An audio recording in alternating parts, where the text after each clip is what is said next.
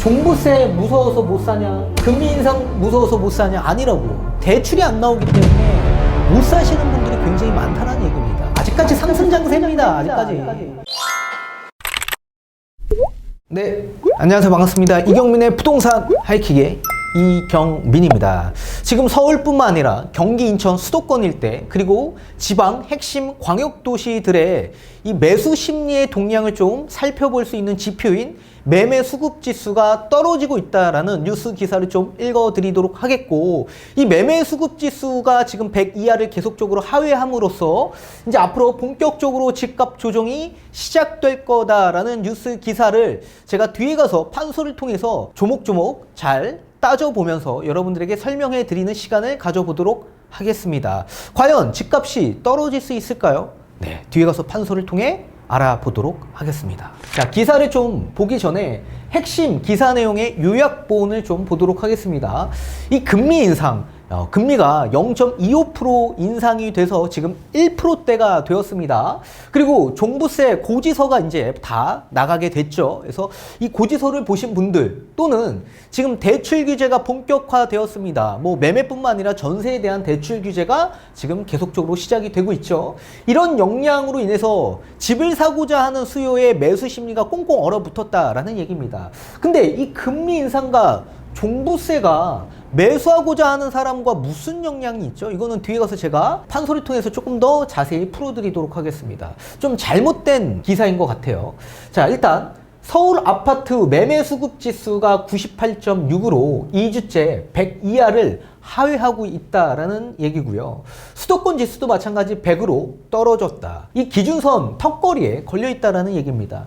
이 대구는 89.6까지 떨어져 있는 상황이고, 주택가격 하락이 이제 본격화될 거라는 뉴스 기사입니다. 이 집값 급등에 따른 피로감과 금리 인상, 종합부동산세 과세 등의 영향으로 이 부동산 시장 매수 심리가 얼어붙고 있다라고 합니다. 서울 아파트 매매 수급 지수가 2주 연속 기준선인 100을 밑돌고 있고, 주택을 팔려는 사람이 사려는 사람보다 많았다라는 의미라고 보실 수가 있습니다. 이 매매 수급 지수가 2주 연속 100 기준선을 넘지 못한 것은 지난해 11월 이후 1년 만이다.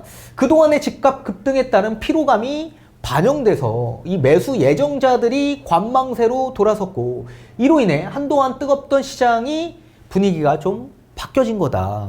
0%대 초저금리 시대를 마감하고 기준금리가 1%대로 인상된 것과 이 대출 규제가 강화된 점, 그리고 종부세 등 이런 세금 부담이 강화된 점 등도 주택 구매를 망설이게 만든 요인으로 풀이된다라고 합니다. 저는 생각이 좀 다릅니다. 매매 수급 지수는 0에서 200 사이에서 0에 가까울수록 팔려는 매도자가 사려는 매수자보다 많은 상황을 뜻하는 거고요.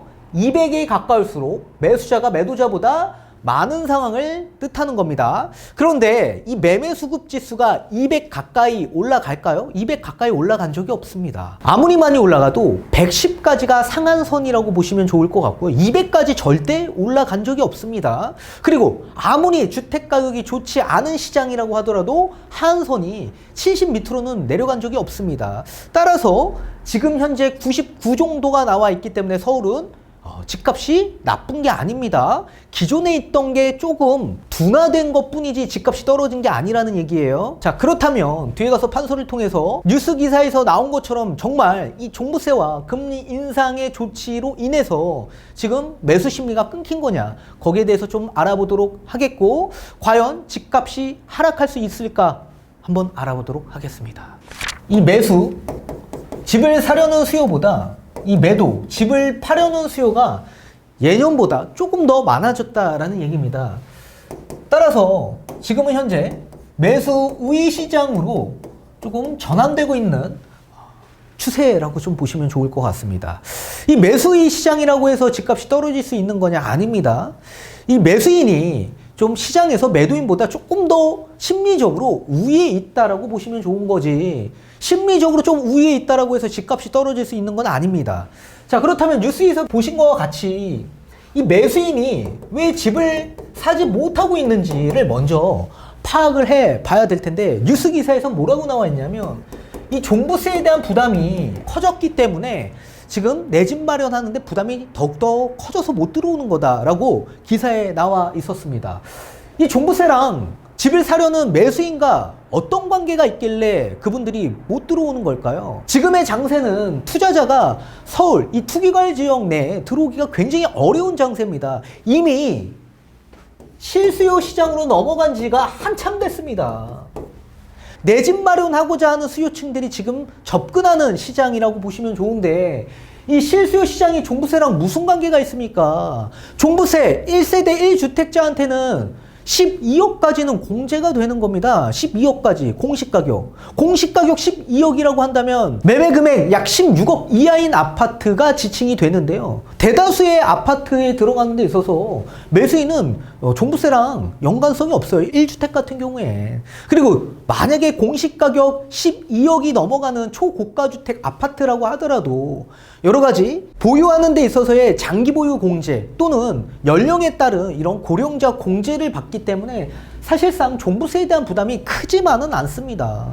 따라서 실수요가 종부세 무서워서 내 집 마련 못하는 게 아니란 얘기예요. 그리고 두 번째, 금리 인상. 이 금리 인상이 지금 0.25%가 올라서 1%대가 되었습니다. 금리 인상이 되면 이제 앞으로 내 집 마련 못하는 겁니까? 오히려 반대로 생각하셔야죠. 금리가 이제 앞으로 더더욱 더 많이 올라가기 이전에 내 집을 먼저 취득하고자 하는 수요층이 더 많다라는 사실을 여러분들 알고 계셔야 되는 겁니다.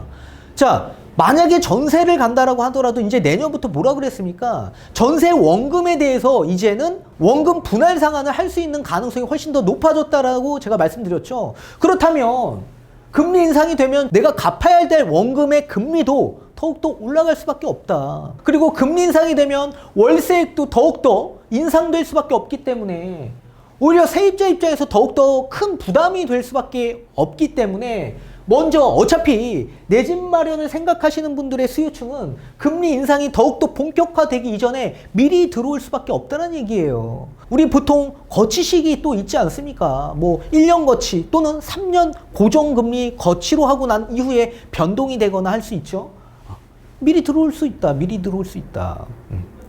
따라서 금리가 먼저 올라가기 전에 내 집 마련을 생각하시는 분들은 미리 들어올 수 있기 때문에 저는 여기에 동의를 할 수가 없습니다. 그렇다면 이 매수인이 진짜로 못 들어오는 가장 큰 이유가 뭘까요? 당연히 대출 규제. 대출에 대한 총량 규제가 있음으로써 지금 들어오기가 쉽지만은 않아요. 지금 시중은행에서 이 대출에 대한 총량 규제로 인해서 한도가 축소되거나 아니면 대출을 아예 실행을 안 해주는 은행들이 많이 있습니다. 그런 대출에 대한 규제 정책으로 인해서 사실상 들어오지 못하는 수요층들도 굉장히 많은 겁니다. 뭐 전세대출뿐만 아니라 뭐 매매도 마찬가지죠. 뭐 DSR에 대한 규제책으로 인해서 이제 연소득이 많지가 않으면 들어오기가 쉽지만은 않다라는 얘기예요. 따라서 정말 집을 사고자 하는 수요층들은 종부세 무서워서 못 사냐, 금리 인상 무서워서 못 사냐 아니라고요. 실제로 집을 사고 싶어도 대출이 안 나오기 때문에 못 사시는 분들이 굉장히 많다라는 얘기입니다. 자, 그러면 매도인 입장에서 한번 볼까요? 이 매도인의 물량들이 예년 수준보다 좀 더 많아진 이유를 좀 찾아봐야 될 텐데, 이 금매가 나왔기 때문에 그래요. 이 금매. 그러면 이 금매가 왜 나왔는지 파악을 해봐야 되겠죠. 자, 첫 번째, 이 갈아타기 수요에서 막힌 겁니다. 갈아타기. 보통 이 갈아타기 하는 데 있어서요, 지금의 장세가 사실 부동산 상승 장세에 있다 보니까 보통은 선매수 후 매도를 하는 경향이 많았었습니다. 내가 갈아타고자 하는 아파트 같은 경우에는 내가 거주하고 있는 아파트보다 더 상급 아파트의 가능성이 매우 높겠죠. 그렇기 때문에 먼저 매수하고 그 다음에 내가 살고 있는 아파트를 나중에 매도할 생각으로 갈아타게 하시려고 하셨던 분들이 많았었습니다. 그런데 우리 매도인이 거주하고 있는 이 아파트를 누군가가 취득해줘야 되는데, 매수해줘야 되는데, 이 매수인 입장에서는 지금 대출이 나오지 않아서 들어가고 싶어도 못 들어가는 분들이 더 많아졌다는 얘기입니다. 이러다 보니까 어떻게 해요? 이게 발이 묶여버린 거예요. 그러면 결국에는 선매수한 경우 잔금이 도래되는 상황에서 잔금을 또 지급을 하려면 어떻게 해야 돼요? 우리 아파트를 팔아야지만 잔금이 준비될 수 있기 때문에 어쩔 수 없이 금매로 팔 수밖에 없다라는 상황이에요, 지금 현재. 이런 분들이 굉장히 많습니다. 그리고 두 번째는 일시적 비과세를 받고자 하시는 분들의 물건들이 지금 금매로 나오고 있다. 시간적으로 굉장히 촉박하신 분들이 많습니다. 몇 달을 남겨놓지 않은 상황에서 빨리 팔아야 되는데 예년 같았으면은 집이 벌써 나갔었을 텐데 지금 대출 규제로 매수인이 들어오지 못하다 보니까 거래가 딱 끊겨버린 겁니다. 그러니까 팔고 싶어도 팔리지가 않는 거죠. 그러니까 어떻게 해요? 어쩔 수 없이 금매로 팔 수밖에 없다. 비과세 받으려면. 이런 분들이 많습니다, 지금 현재. 그리고 세 번째, 전세 낀 물건에 대한 이 금매 물건들이 나오고 있습니다.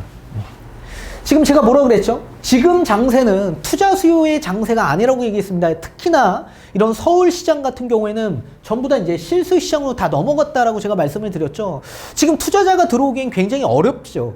여러 가지 세금적인 부담이 너무나도 크기 때문에 실익이 없고 구매력이 떨어지기 때문에 이젠 전부 다 실수시장이다. 근데 전세가 껴져 있는 매매 물건을 누군가가 사줘야 되는데 그 누군가는 누굽니까? 투자자가 사줘야 돼요. 근데 투자자가 지금 들어오는 시장이 아니다 보니까 이 전세 낀 매매 물건이 나가기가 어려운 거죠. 그리고 지금 실수요 입장에서도 대출 규제로 인해서 사실 대출에 대한 한도가 나오지 않으신 분들은 미리 이렇게 전세를 끼고 집을 사는 경우가 많이 있습니다. 그리고 나중에 뭐 현금 여력이 되거나 아니면 대출이 나올 때 나중에 전입할 목적으로 미리 사놓으신 분들이 많아요. 그런데 전세가 이미 껴져 있는 집 같은 경우에는 전세 가격이 지금 수준보다 더 낮게 책정이 되기 때문에 투자 금액이 더 많이 들어가는 상황입니다. 이러다 보니 거주하셨던 매도인의 물량들이 거래가 되는 반면에 이런 전세 낀 매매 물건이 거래되기가 어려웠었던 거죠.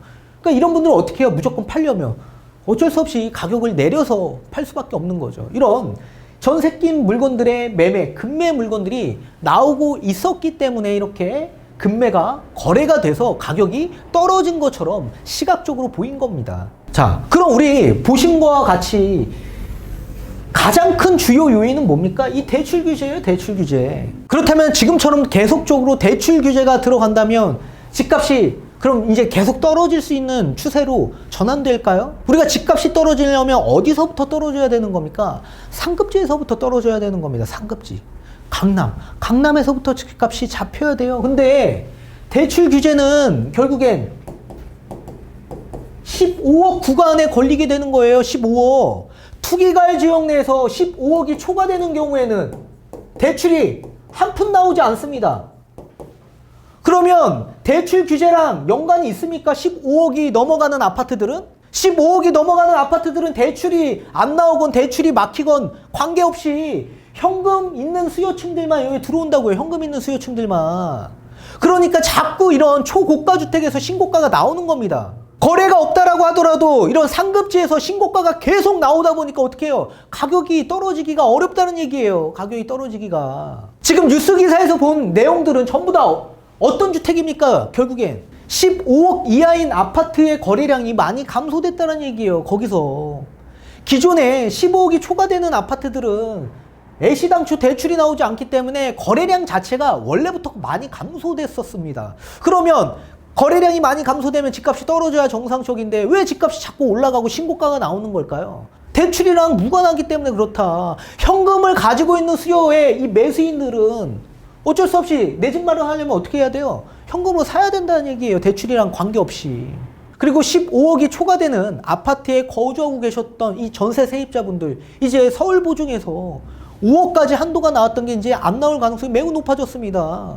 안 나오면 어떻게 돼요? 어쩔 수 없이 매매로 전환할 수밖에 없는 상황에 놓일 겁니다. 그리고 내년부터는 이제 본격적으로 다시 대출에 대한 총량이 리셋이 되는 상황이기 때문에 내년부터는 대출이 풀린다고요, 이거 대출 풀리면 어떻게 돼요? 다시 이렇게 될까요? 당연히 매도자가 좀 더 우위에 있을 수밖에 없다. 대출이 풀리는 한 이제 다시 원상태로 돌아간다는 얘기예요. 그리고 집값이 잡히려면 무조건 우리 우두머리 강남의 집값을 잡아야 되는데 뭐 지금 반포의 집값이 54억까지 지금 신고가가 나오고 지금 고덕도 지금 20억이 깨졌잖아요. 계속적으로 신고가가 나오고 있다고 지금 초고가 주택에서. 근데 집값이 어떻게 떨어지냐고요, 지금. 이 매수 우위 시장으로 심리가 조금 변화된다라고 해서 집값이 떨어질 수 있냐고요. 말도 안 되죠. 아직까지 집값이 떨어질 수 있는 요인이 나오지가 않았다. 종부세와 금리 인상은 매수인과 관계가 없다. 지금의 매수인은 실수요층이기 때문에 따라서 종부세랑은 연관이 없고요. 투자자가 아니기 때문에. 그리고 금리 인상이 되기 이전에 미리 내 집 마련을 먼저 하고자 하시는 수요층들이 더 많아질 수밖에 없다는 얘기예요. 금리 인상이 본격화되기 이전에. 따라서 지금은 대출 규제 때문에 이 매수인이 내 집 마련하는 게 잠시 주춤하는 것 뿐이지, 내년에 대출 규제가 풀리면 어떻게 됩니까? 다시 원상태로 돌아간다. 매도자 우위 시장으로 다시 돌아갈 겁니다. 그리고 아직 초고가 주택은 대출이랑 무관하기 때문에 여기서 계속 뭐가 나와요? 신고가가 나올 수밖에 없다고요. 신고가가 계속적으로 나오는데 어떻게 집값이 떨어지냐고. 말도 안 되죠. 따라서 아직까지는 상승기 후반기에 머물러 있고, 아직까지 상승 장세입니다. 아직까지. 내년까지 계속적으로 상승 장세예요. 걱정하지 마십시오, 여러분들. 잠시 대출에 대한 규제 정책으로 인해서 적응하는 단계라고 보시면 되고, 숨고르기 현상이라고 보시면 돼요. 그동안 계속적으로 달려왔던 집값 잠시 쉬어가는 타이밍이다. 그리고 우리가 규제에 대한 것들을 좀 적응해야 되는 단계가 필요하지 않겠습니까? 그런 적응 단계다라고 보시면 좋을 것 같습니다. 따라서 집값 하락은 나오지 않는다. 걱정하지 마십시오.